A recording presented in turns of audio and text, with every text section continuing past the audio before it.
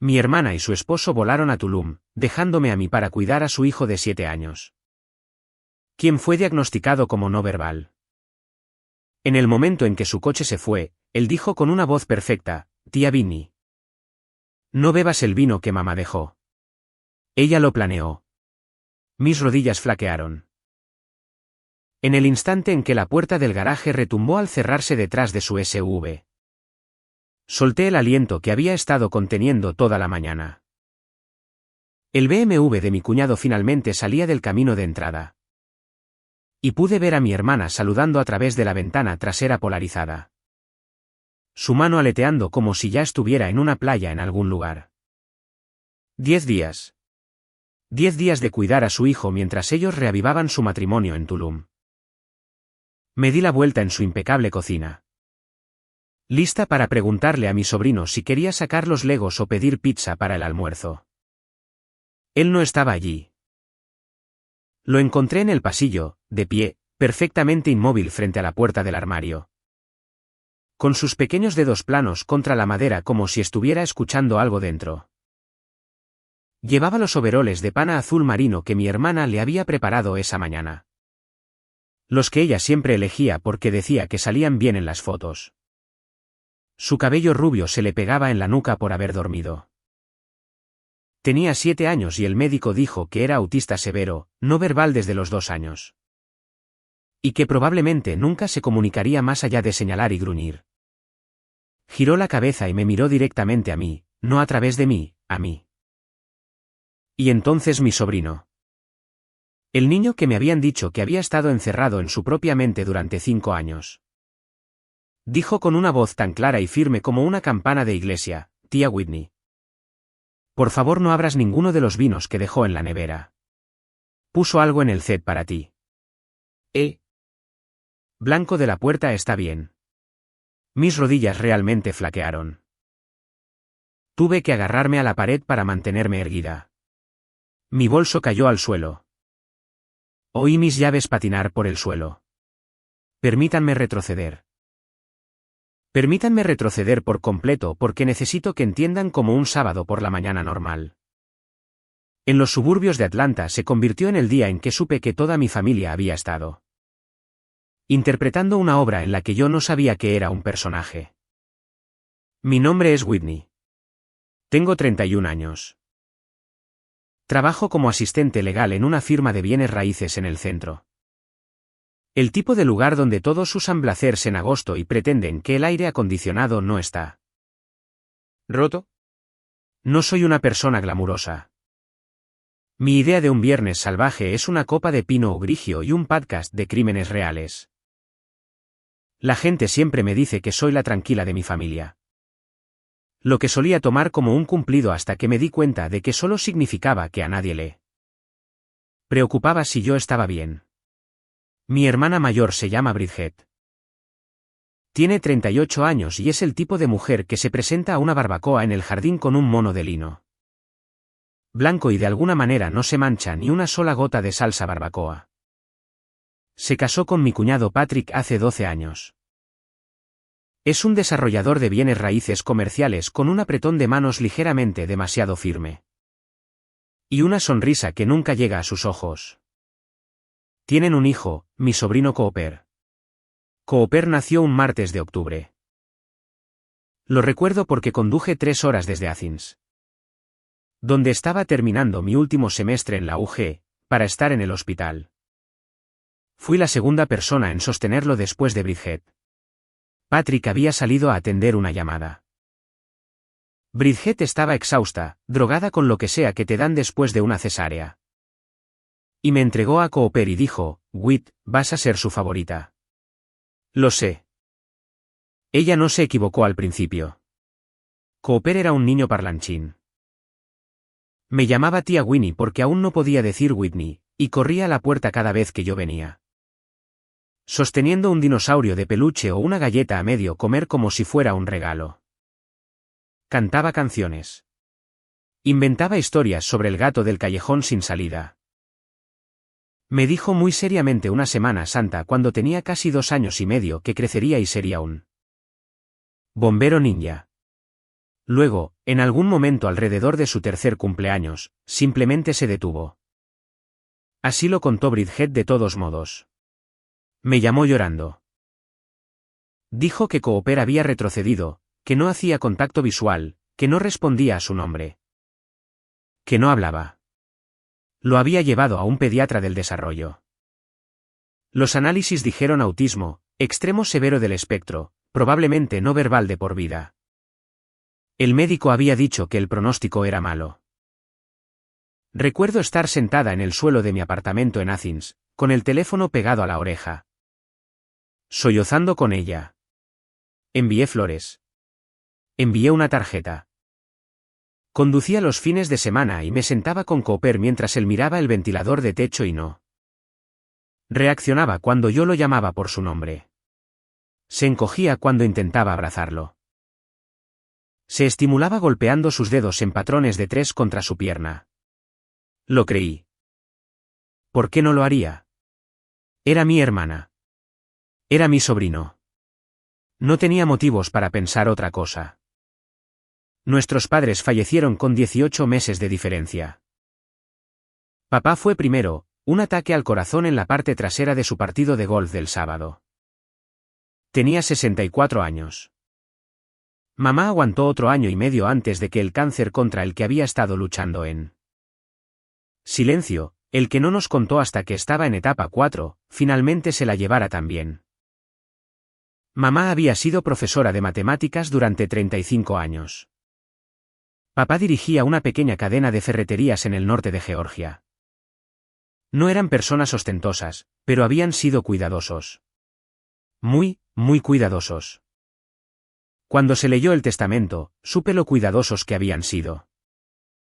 Casi $2 millones en un fideicomiso familiar, además de la casa en Marietta donde crecimos. El fideicomiso tenía una cláusula. Cualquier distribución importante requería las firmas de ambas hijas. Mamá lo había establecido así. La casa me la dejaron a mí sola porque Bridget y Patrick ya tenían una MC mansión de 4 dormitorios en Brookhaven, y mamá dijo en su carta que quería que yo tuviera algo propio. Pensé que era dulce. Pensé que era justo. Ahora sé que mi madre vio algo que el resto de nosotros no. Eso me lleva al jueves pasado por la noche, cuando Bridget me llamó con esa voz cálida y melosa que solo usaba cuando quería algo. Su matrimonio estaba en problemas. Patrick había estado distante. Necesitaban reconectarse. Había reservado un paquete de resort de última hora en Tulum. 10 días todo incluido. ¿Podría, por favor, venir a quedarse en la casa y cuidar a Cooper? La señora Oldry de al lado podría ayudar con la recogida de la escuela. Pero ella quería que la familia estuviera con él por la noche. Él respondía mejor a la familia. Por supuesto, dije que sí. Siempre le decía que sí a Bridget. Fui a su casa el sábado a las 10 de la mañana. El césped estaba perfecto. Las hortensias que había plantado la primavera pasada estaban floreciendo en un tono de azul antinatural. Patrick estaba cargando equipaje en la parte trasera de un Uber Black, y me saludó rápidamente. Pero no hizo contacto visual. Parecía más delgado de lo que recordaba y no paraba de limpiarse las palmas de las manos en la parte delantera de sus caquis. Supuse que estaba ansioso por volar. Bridget me abrazó en la puerta principal, lo que me pareció extraño porque Bridget no es de abrazar.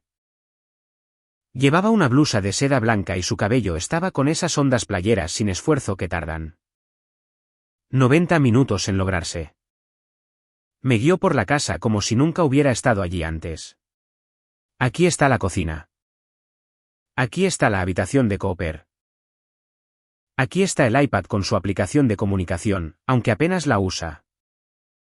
Aquí está el horario en la nevera. La señora Oldry está en los contactos.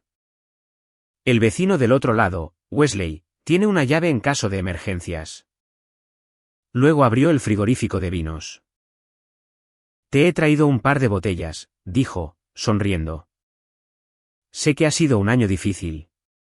Has trabajado mucho. La roja es de esa pequeña viña que te encanta. En Delónica. Hice que la guardaran especialmente. Casi lloro, sinceramente. Fue una de las cosas más amables que había hecho por mí en años. Le di las gracias. Le dije que no debería haberlo hecho. Ella me dijo que claro que sí. Luego me abrazó de nuevo, el segundo abrazo en una sola mañana, y ella y Patrick subieron al Uber. Y vi las luces traseras girar la esquina del callejón sin salida. Cerré la puerta principal. Me di la vuelta, y mi sobrino no verbal estaba de pie en el pasillo advirtiéndome sobre el vino. Me desplomé en el suelo justo allí en su elegante entrada.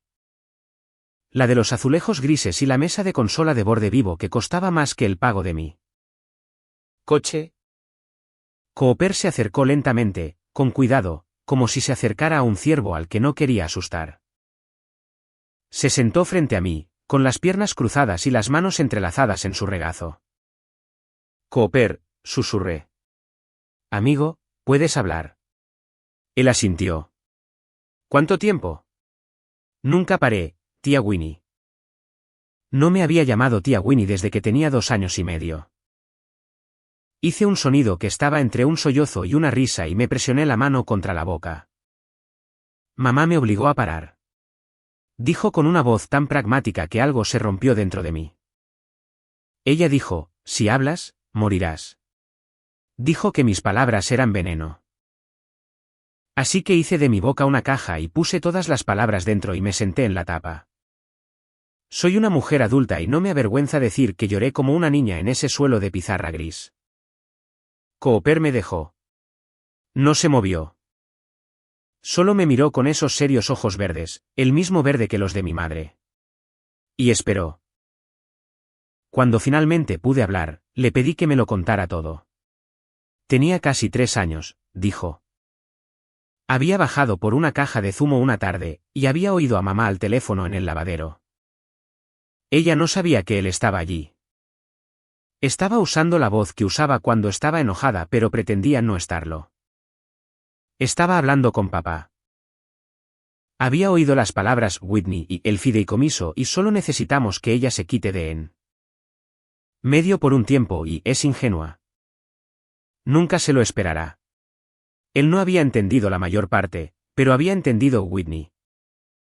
Había entendido que se estaba planeando algo malo para mí. A la mañana siguiente, como cualquier niño de 3 años que escucha algo que no entiende. Se tambaleó hasta la cocina y le preguntó a mamá, ¿qué significa, quitarse de en medio? Bridget había dejado su café. Se había arrodillado frente a él y lo había agarrado de los hombros con demasiada fuerza. Acercó su cara a una pulgada de la suya, y dijo con una voz que nunca antes le había oído usar. Cooper, escúchame. Cada palabra que sale de tu boca es una bala. Si vuelves a hablar.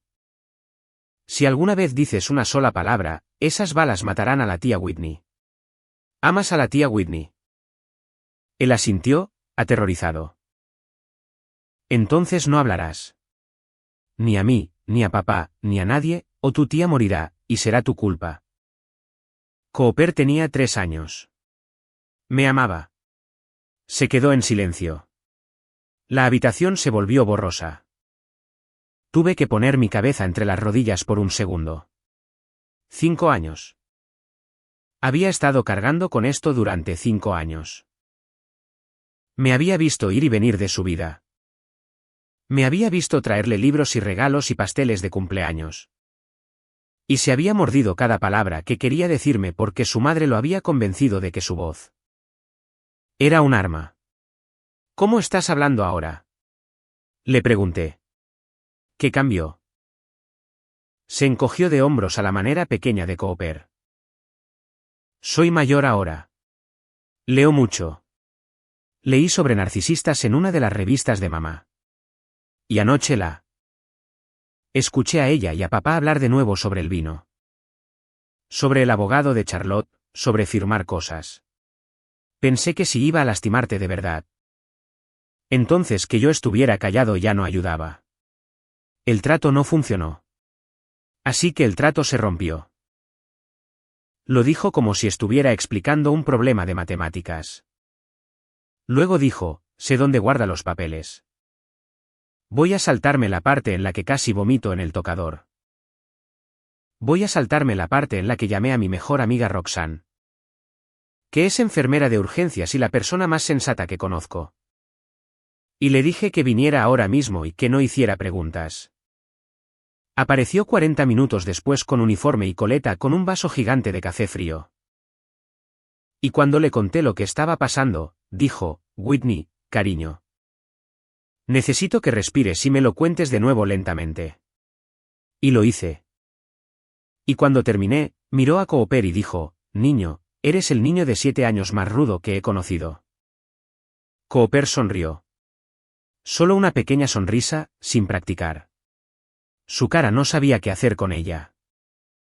Fue lo más hermoso que he visto. Roxanne se puso el guante de látex que lleva en el bolso porque, como ella dice, nunca se sabe cuándo tendrás que manipular un riesgo biológico en el brunch. Tomó una muestra del vino de la botella descorchada. Conocía a un técnico de detección de drogas en Emory que la analizaría durante la noche como un favor. Luego, Cooper nos guió arriba a la oficina. La oficina de Bridget es un tablero de Pinterest hecho realidad. Todo blanco. Un arreglo de hierba pomposa.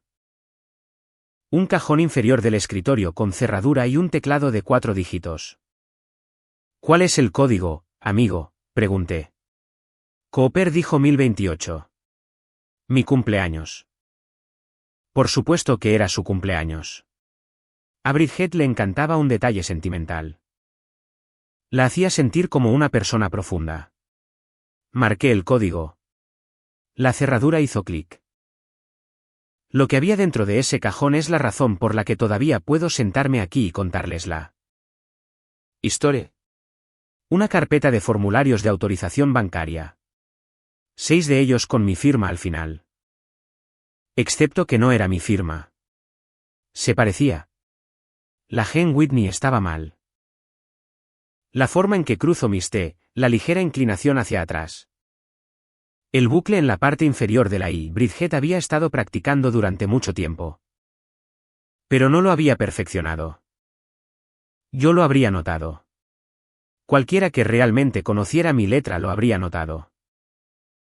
Extractos bancarios de la cuenta del fideicomiso familiar. Cada mes durante los últimos 16 meses. Retiros entre $9,000 y $14,000, siempre por debajo de $15,000. Siempre por debajo del umbral de notificación federal, $220,000, más o menos. Desaparecidos.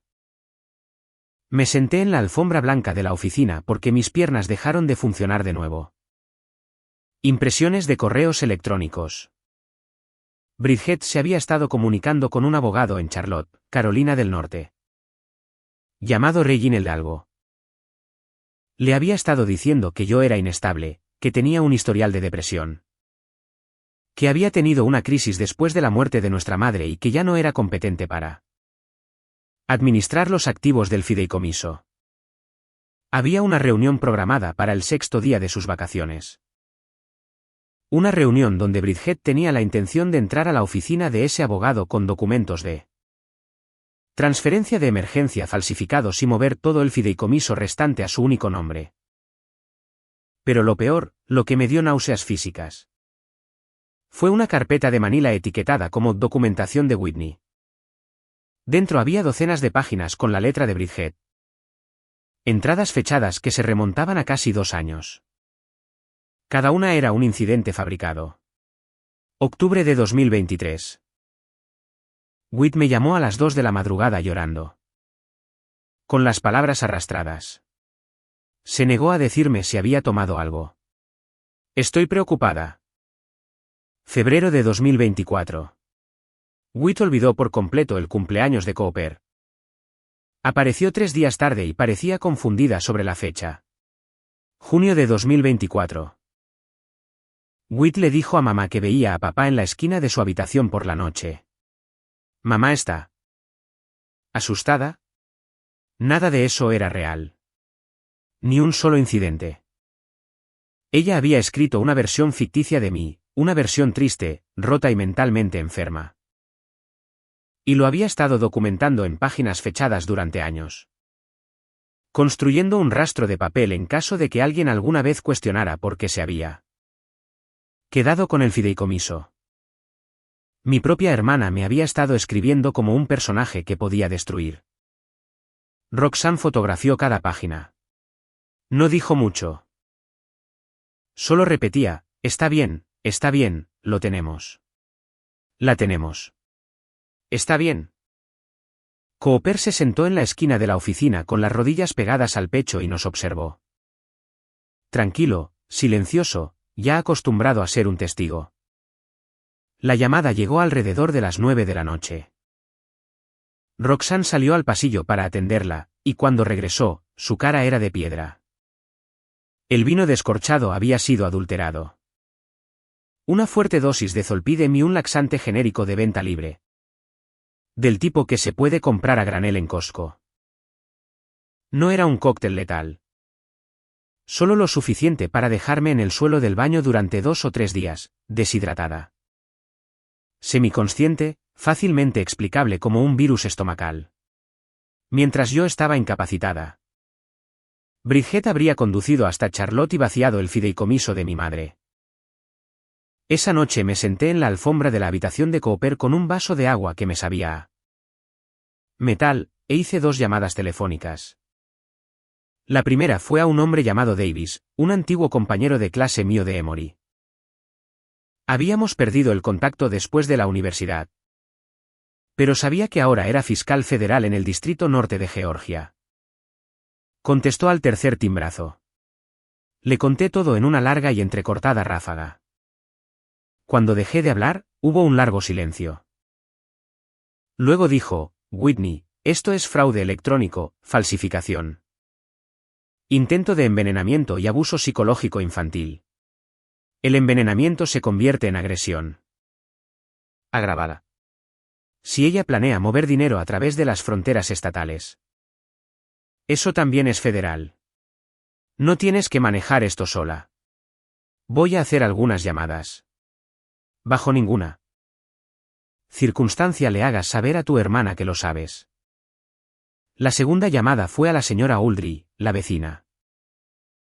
Le dije que Cooper estaría conmigo a tiempo completo. No le expliqué por qué. Ella no preguntó. Había vivido al lado de Bridget durante 9 años. Y la forma en que dijo, claro, cariño, hazme saber si necesitas algo. Me dijo que tal vez ella había notado cosas durante esos 9 años que yo no. Esa noche dormí en el suelo de la habitación de Cooper. Él me lo pidió. No había dormido en la misma habitación que otra persona desde que tenía 3 años. No paraba de estirar la mano en la oscuridad para tocar mi brazo. Solo para asegurarse de que seguía allí. El segundo día fue la actuación de mi vida. Bridget había enviado un mensaje de texto a las 6:30 de la mañana. Un mensaje de buenos días alegre con un emoji de sol. Espero que tú y Coop os lo estéis pasando bien. No olvides el vino. Date un capricho. Exo. Esperé 2 horas. Luego le envié esto, Bridget. Creo que me estoy enfermando. Bebí un vaso de ese vino anoche y he estado vomitando toda la mañana. Muy mareada. Me voy a acostar. Cooper está bien. La señora Uldry dijo que puede llevárselo por él. Día si empeoró. Lo siento mucho. No te preocupes por mí. Simplemente disfruta de tu viaje. Te quiero. Me quedé mirando la pantalla durante 1 minuto completo antes de pulsar enviar. Me respondió en 4 minutos. Oh, no. Ponte bien. ¿Karina? Probablemente solo estrés. Descansa un poco. No te preocupes por Cooper. La señora Uldry es genial. Nos comunicaremos mañana. Te quiero. 2 signos de exclamación y un corazón brillante. Esa fue la respuesta de mi hermana al saber que, en su mente, yo estaba siendo envenenada. No preguntó qué médico. No preguntó si necesitaba algo. No se ofreció a llamar a nadie. Solo 2 signos de exclamación y un corazón. Roxanne, leyendo por encima de mi hombro, dijo en voz baja, es una sociópata. Bit. Lo siento. Sé que es tu hermana, pero así es como se ven. Esa tarde, Davis había puesto en marcha una operación completa. La policía local de Atlanta estaba al tanto. El FBI también estaba involucrado debido al componente interestatal. Se pusieron en contacto discretamente con el abogado de Charlotte, Reginald Petton. Y le mostraron las firmas falsificadas junto a las mías. Se puso pálido. No lo sabía. Había tenido un mal presentimiento sobre la documentación que ella había enviado con antelación. Las afirmaciones médicas sobre mi inestabilidad, pero no había seguido su instinto. Ahora estaba cooperando plenamente.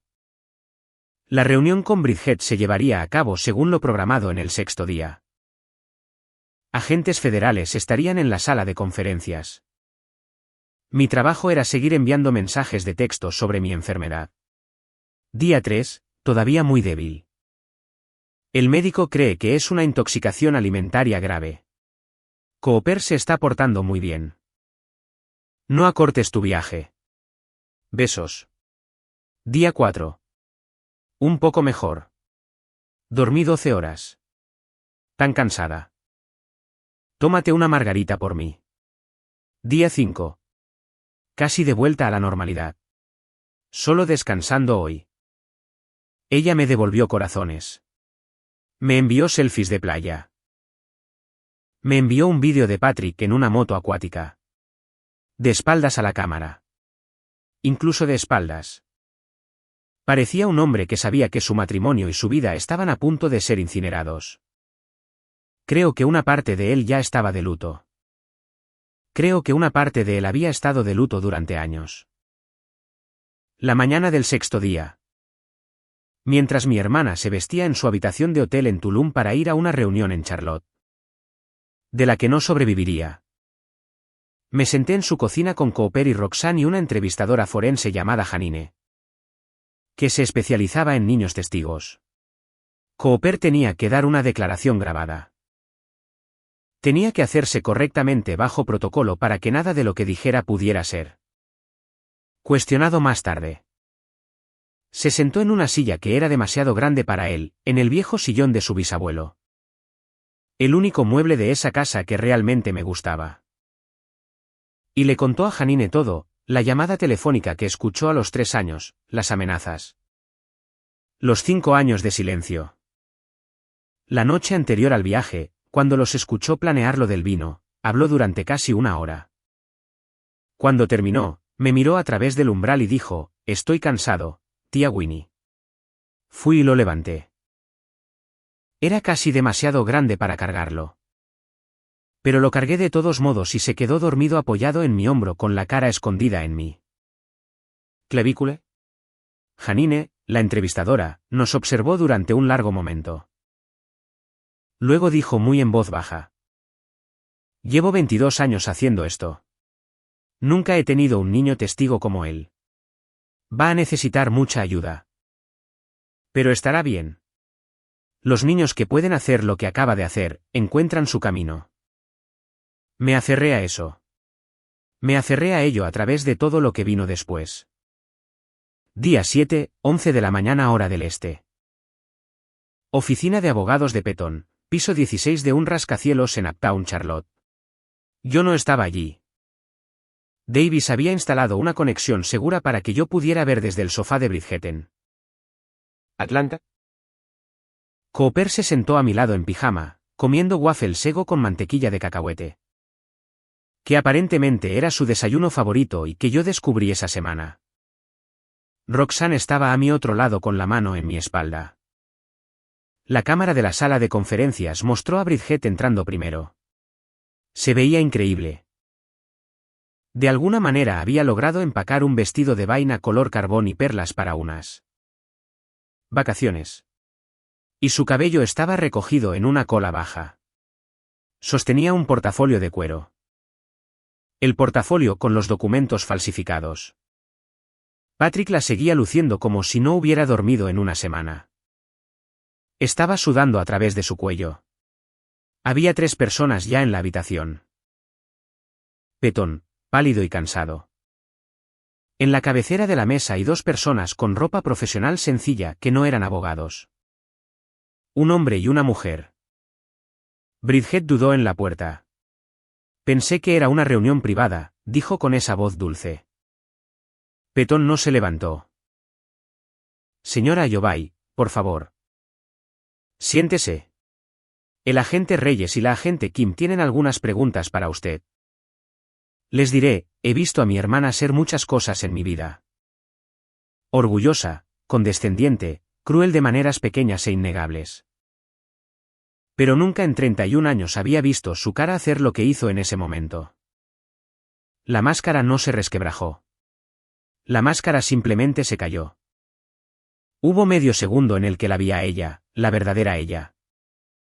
La ella debajo de todos los monos de lino y las hondas playeras. Y lo que vi fue algo frío y pequeño y salvaje. Luego se sentó, cruzó las piernas y dijo, claro, estoy feliz de ayudar con lo que sea esto. El agente Reyes colocó las firmas falsificadas junto a las mías. Bridget dijo que yo tenía una letra inconsistente.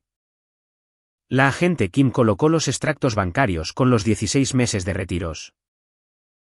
Bridget dijo que yo le había dado autorización verbal para cada uno. El agente Reyes colocó la correspondencia por correo electrónico con Petón. Bridget dijo que estaba preocupada por mí. La agente Kim colocó el informe de laboratorio sobre el vino. Bridget dijo que alguien debió haberlo manipulado después de que ella me lo dio. Que debió haber sido Whitney misma. Que yo probablemente lo había hecho a propósito para incriminarla porque, como su propia documentación mostraba, yo era mentalmente inestable. Luego, el agente Reyes sacó una tableta y dijo, señora Ayobay, nos gustaría que escuchara algo. Presionó reproducir. La voz de un niño llenó la sala de conferencias. Firme, clara. Mi mamá me dijo cuando tenía 3 años que si volvía a hablar, mi tía Whitney moriría. Dijo que mis palabras eran balas. Así que dejé de hablar durante 5 años para protegerla. Vi la cara de mi hermana en la pantalla. Vi el momento en que entendió lo que estaba escuchando. Vi el momento en que entendió que su hijo, el hijo al que había silenciado, usado y mentido durante media década, había estado escuchando todo el tiempo. Había estado recordando, había estado esperando. Patrick hizo un sonido como el de un animal siendo sacrificado.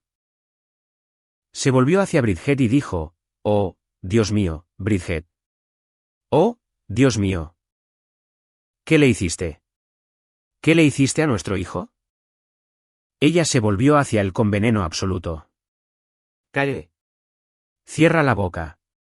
No te atrevas. Patrick se apartó de la mesa. Quiero un abogado aparte. Quiero mi propio trato. Testificaré.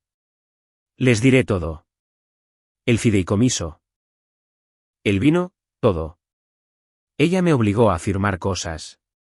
Le dije que no quería. Se lo dije, Patrick. Lo juro por Dios, señora Ayobay. El agente Reyes se levantó. Por favor, ponga las manos detrás de la espalda. Está bajo arresto. Las esposas hicieron clic. Bridget siguió hablando. Habló todo el camino fuera de esa sala de conferencias. Excusas, justificaciones, acusaciones, teorías. Nadie la escuchaba. Los agentes la llevaron por el pasillo y al ascensor y fuera del edificio y, a través de una segunda cámara, vi a mi hermana, que había usado ese mono de lino en una barbacoa en junio y nunca derramó una gota. Ser metida en la parte trasera de un coche de policía de Charlotte Mecklenburg un jueves por la mañana. Sentí la pequeña mano de Cooper deslizarse en la mía. Ya está hecho, tía Winnie, dijo. No pude hablar por un segundo. Solo asentí. Luego dije, ya está hecho, amigo. Ya está hecho. 3 semanas después, nos presentamos ante un juez en el Tribunal de Familia del Condado de Fulton. La audiencia de custodia fue breve. Patrick había renunciado a sus derechos parentales como parte de su acuerdo de cooperación. Él lo había sabido. Lo había sabido desde que Cooper tenía 3 años. Le tenía miedo a su esposa. Se había desmoronado exactamente como Cooper había descrito. Como cada cosa barata en esa hermosa casa eventualmente se había desmoronado. No merecía ser el padre de Cooper, y en algún lugar de lo que quedaba de su conciencia, lo sabía.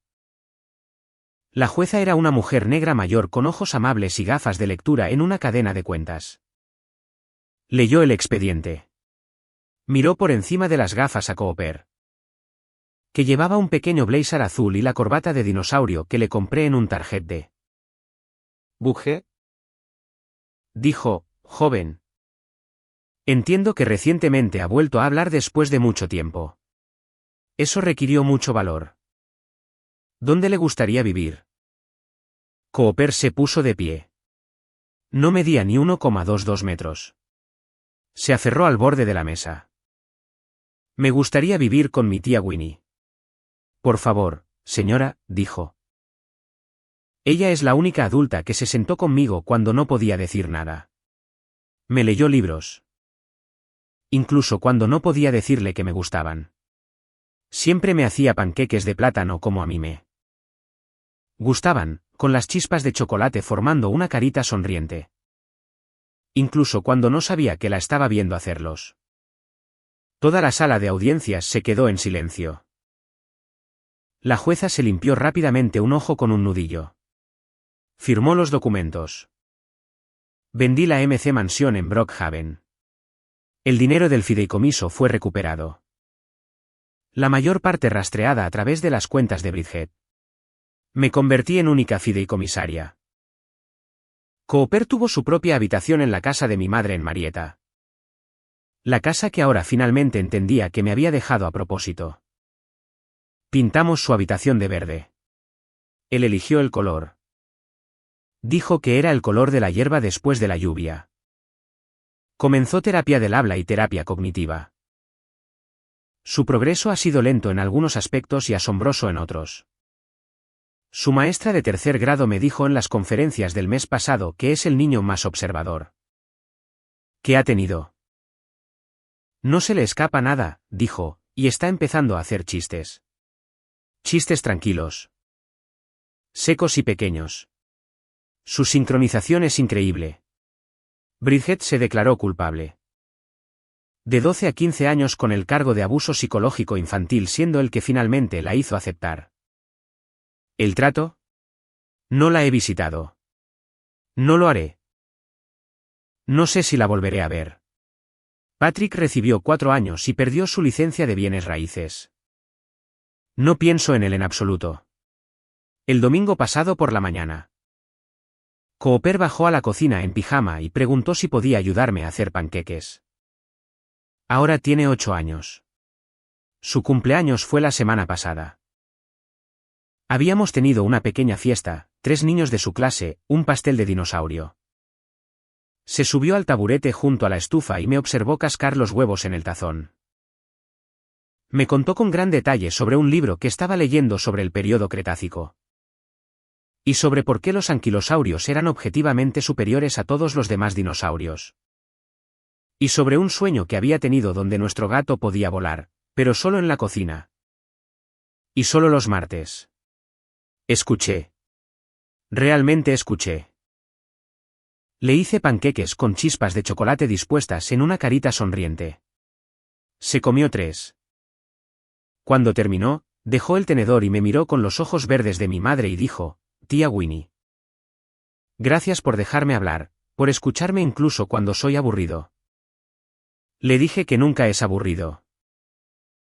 Le dije que es la persona más valiente que conozco. Le dije que estoy tan contenta de que sea mío. Asintió muy serio y volvió a contarme sobre los anquilosaurios. Mi madre tenía razón en muchas cosas. Tenía razón en que el fideicomiso debía requerir ambas firmas. Tenía razón en que yo debía tener mi propia casa. Tenía razón en que Bridget se había convertido en alguien a quien ella no reconocía. Pero en lo que más tenía razón. Lo que pienso cada mañana cuando me sirvo el café y veo a mi sobrino comer sus cereales. Es que las personas más silenciosas de la habitación no siempre son las más débiles. A veces solo están haciendo un inventario cuidadoso de cada cosa equivocada que sucede a su alrededor. Esperando el momento en que hablar finalmente haga más bien que el silencio. Cooper mantuvo ese inventario durante 5 años. Me salvó la vida con él. Algunas historias terminan. La nuestra, creo, apenas está aprendiendo a comenzar. Pienso mucho en ese suelo de pizarra gris. El momento en que mi bolso golpeó el azulejo y Cooper dijo mi antiguo nombre de bebé en voz alta. Después de 5 años de silencio. Pienso en ello cuando le sirvo los cereales por la mañana. Cuando le doblo sus pequeños pijamas de dinosaurio. Cuando estoy sentada en la fila del coche en la escuela escuchando la misma lista de canciones de musicales que él insiste en escuchar. Pienso en ello porque ese único momento fue la consecuencia de 1000 momentos más pequeños a los que nunca presté atención. Bridget no se despertó una mañana y decidió envenenarme. Llegó allí una elección tranquila a la vez. Eligió envidiar en lugar de celebrar. Eligió manipular en lugar de preguntar. Eligió silenciar a un niño de 3 años en lugar de enfrentar su propia codicia. Cada crueldad fue una semilla que plantó. Y la cosecha fue un tribunal federal y un hijo que se encogía ante su nombre. Causa y efecto. El universo es un contable estricto. Siempre se equilibra eventualmente. Lo que todavía me humilla es Cooper. Un niño de 3 años también tomó una decisión. No tenía las palabras para ello, pero tomó la decisión más moral en esa casa. Eligió el amor sobre la comodidad. Eligió proteger a alguien que apenas conocía sobre el camino fácil de simplemente ser un niño. Ese tipo de integridad a esa edad no es algo que se enseñe, pero se puede envenenar. Y Bridget lo intentó. Lo intentó durante 5 años. Falló porque Cooper tenía algo que ella nunca entendió. Una brújula interior silenciosa que seguía apuntando en la misma dirección incluso cuando toda la casa le mentía sobre qué camino era el norte. Aprendí algo difícil esa semana. La bondad sin agudeza no es suficiente. Yo había sido amable con Bridget toda mi vida. Confié en ella, la defendí, le llevé cazuelas cuando tuvo a su hijo. Firmé lo que ella me ponía delante, y mi dulzura casi me mata. Confundí ser complaciente con ser buena. No son lo mismo. La verdadera bondad tiene ojos. Presta atención. Hace la segunda pregunta. Se da cuenta cuando la botella de vino está descorchada y los abrazos ocurren 2 veces en una mañana. La sabiduría es lo que convierte la amabilidad en algo que realmente puede proteger a las personas que amas, incluyéndote a ti mismo. Y luego está la parte de la que nadie me advirtió. ¿Qué es la cantidad de resistencia pura que requiere hacer lo correcto? Enviarle a mi hermana actualizaciones falsas de enfermedad durante 5 días mientras mis manos temblaban. Soportar la entrevista grabada de Cooper sin gritar. Ver el vídeo del tribunal de la máscara de Bridget cayéndose y no permitirme mirar hacia otro lado. La fuerza de carácter no es el momento dramático. Es el tedioso intermedio. Es el tercer día cuando quieres dejar de fingir y simplemente llamar a la policía y huir. No te rindes. Mantienes la línea porque un niño depende de ti para mantenerla. Cooper me enseñó que las personas más valientes suelen ser las más pequeñas de la habitación. Presta atención a los silenciosos. Ámalos en voz alta. Y cuando llegue el momento que te pida que seas astuta, sé astuta. Los que te aman cuentan contigo.